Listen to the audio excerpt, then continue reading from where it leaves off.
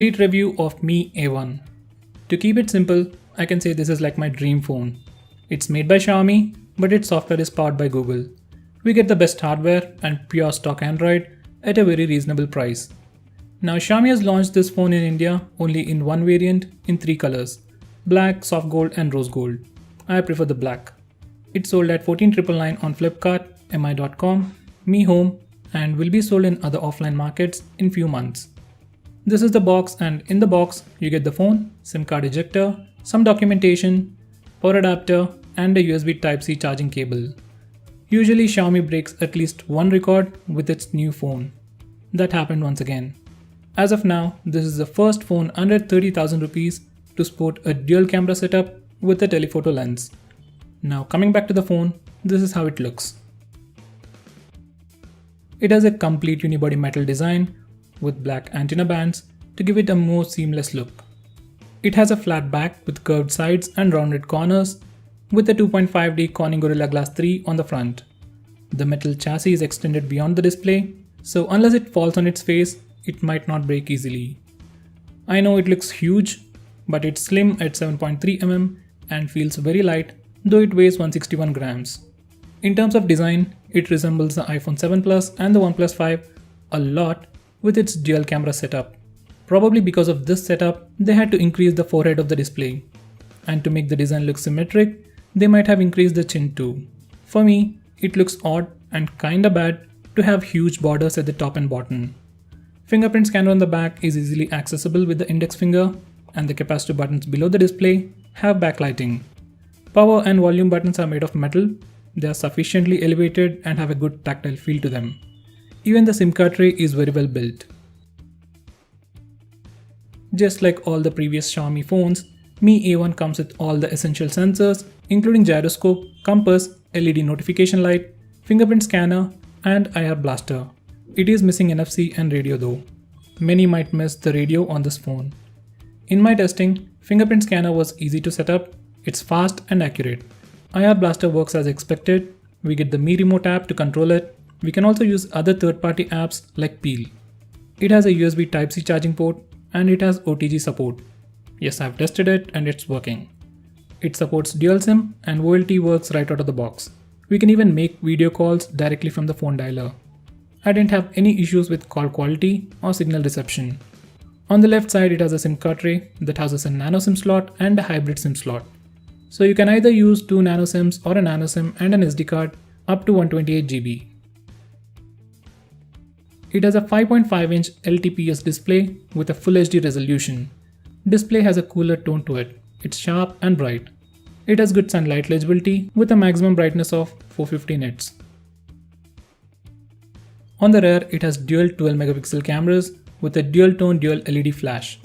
One of them is a wide-angle camera and another one is a telephoto lens that offers lossless 2x zoom. It also supports portrait mode to take some awesome shots. On the front, it has a 5-megapixel camera.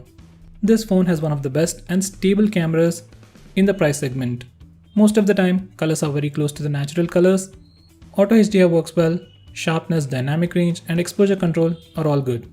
It suffers a little in low light, but it's manageable. Front camera is as wide as Redmi Note 4, selfies look great. In low light, it does a decent job with good colors and bright images, but it has exposure issues.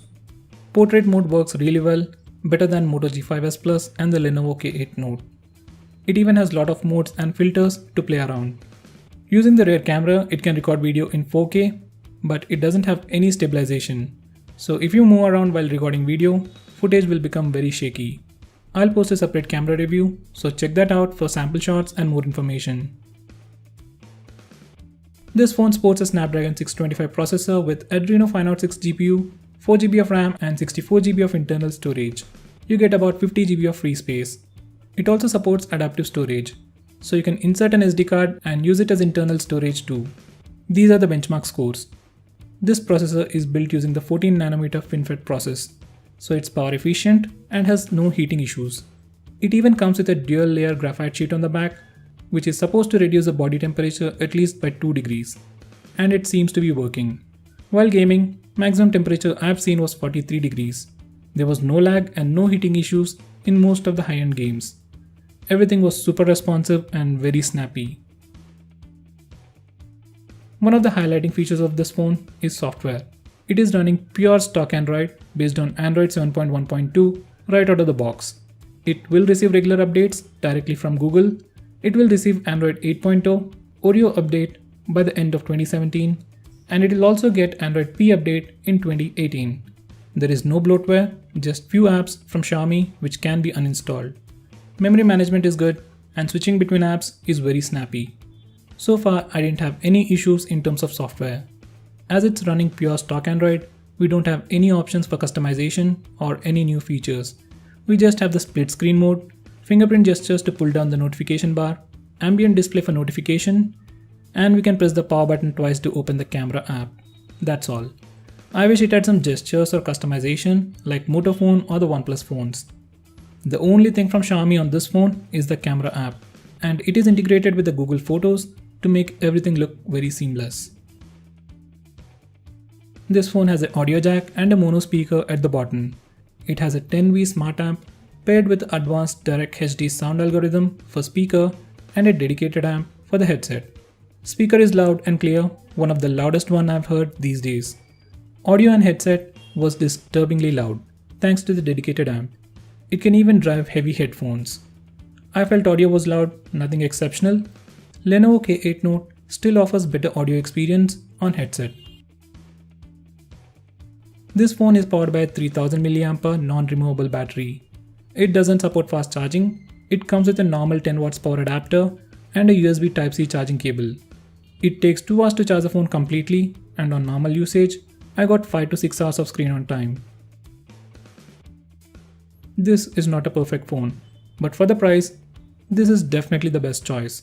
It looks premium, comes with the best cameras, pure stock Android, decent performance, good battery life, and no heating issues.